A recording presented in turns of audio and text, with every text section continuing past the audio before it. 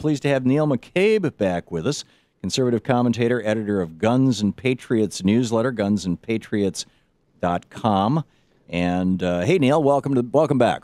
Hey, really glad to be with you, Tom. There is a fascinating article about the NRA's new multi-million-dollar ad campaign. In fact, the title of it is "The NRA's multi-million-dollar new ad campaign is despicable," and in which they're Why read the article, Tom? I think we know everything we need to know. Yeah, in the wake of all these killings, this little girl, this 9-year-old girl killing the instructor. I mean, literally over at rawstory.com, every day they've got a story up about somebody who was killed unnecessarily, accidentally, 100% of the time. Usually children.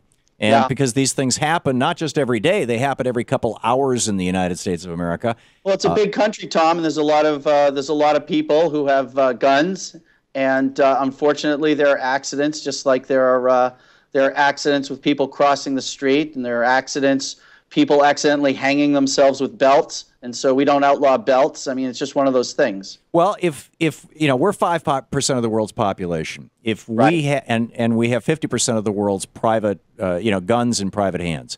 If we had 50% of the world's belts in private hands, if we had 50% of the world's roads, then your argument might make some sense. Why don't we help open up some freedom in China, and then they'll have 1 billion guns, and we'll even out that ratio. I mean, just because countries restrict freedom doesn't mean we should emulate them. Isn't that sort of like saying, in Liberia you have the freedom to get Ebola, and we really need to open that up to the world?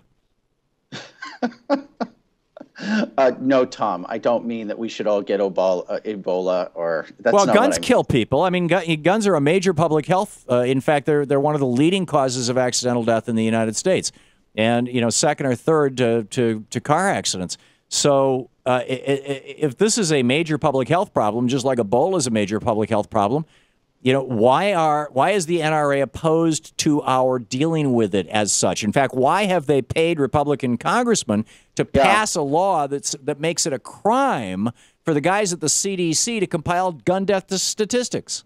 Well, because there is a movement to sort of reframe gun rights as a health issue. But it is.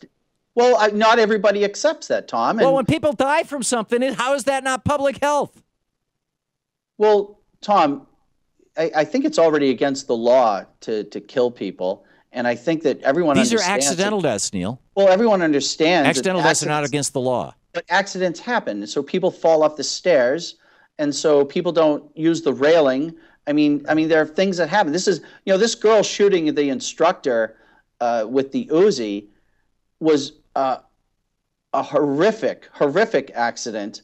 And it wouldn't have happened if she wasn't holding a gun. And it was a horrific, I don't know how to say this, but it's just bad decision-making on the part of that instructor. And he was complying with the law in the state of Georgia. Well, yes. She was a year older than she needed to be. But it was a mistake, and not everything that is a mistake is against the law, Tom, because this is a free country. My point, that throws it into the category of public health. But I will tell you this, that because of this accident, every gun range in America is refocused and reaffirmed on safety. I mean, the gun ranges and gun owners are the safest people in the world when it comes to these things. I mean, you yourself have interacted with target shooters and other people. I'm one myself. I don't just interact with them. I do target shooting. And so you understand that when you're doing target shooting, I'm guessing that virtually every range you've been to has been absolutely let down. I do target shooting, Neil, with my brother and sister-in-law, who are both licensed gun owners. They both have concealed carry permits. Their guns are registered. We're doing it in an insured environment on their property. That's a whole different thing from, oh, hey, 9-year-old, here you go. Here's an Uzi. There hasn't been an accident on this range in years, and I will tell you that so I've been on ranges run in the U.S. Army and other military services.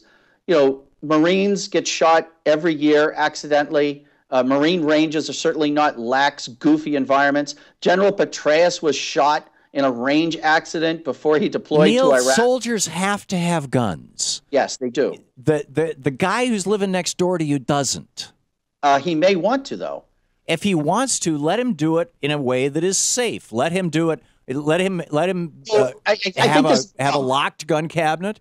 Let him have liability insurance. It's a twofold problem. The first problem is whether or not it's good or bad policy, and the second problem is that we have a constitutional issue, a hurdle and I think that's one of the things that you never really talk about is. If you want to make this case, you can make this case in a constitutional way. You can call a convention. There's nothing constitutional about this, Neil. We're not talking about militias. The Second Amendment says in order to maintain a well-regulated militia. Didn't we settle this? Is this already? It's not settled. Just because some bozo on the Supreme Court says it doesn't make it so. Ask Abe Lincoln. They decided Dred Scott. They said, sorry, slavery, even Missouri can now be a slave state. And Abe Lincoln came along and said, just because the Supreme Court decided it doesn't mean I have to follow it. Andrew Jackson said the same thing about the Trail of Tears. Screw the Supreme Court. So what you're saying is you're willing to enact a Trail of Tears again if it means no. I don't understand, Tom. What I'm saying is that in Heller, when the Supreme Court somehow mysteriously and magically discovered that the Second Amendment doesn't actually refer to militias, even though those are the first words of the Second Amendment, and decided to basically bend over and kiss the butt of the NRA. And you know how political the Supreme Court is. You've got several members who regularly go to events all over the country sponsored by the Koch brothers and other right-wingers. The Democratic whip of the Supreme Court. I understand that. It is all way too partisan. They should not have this kind of power. The Constitution does not give them this kind of power. But we are wandering far afield. You're saying it's settled. I'm saying it's not. The Supreme Court might rule a different way if the composition of the court changes, which is why the court shouldn't have this kind of power in the first place. Tom, does the NRA have a right to have an ad campaign? Yes. Does the Under NRA current law? Yes. And one of the problems that the NRA has is you were talking about Republicans standing up for gun rights.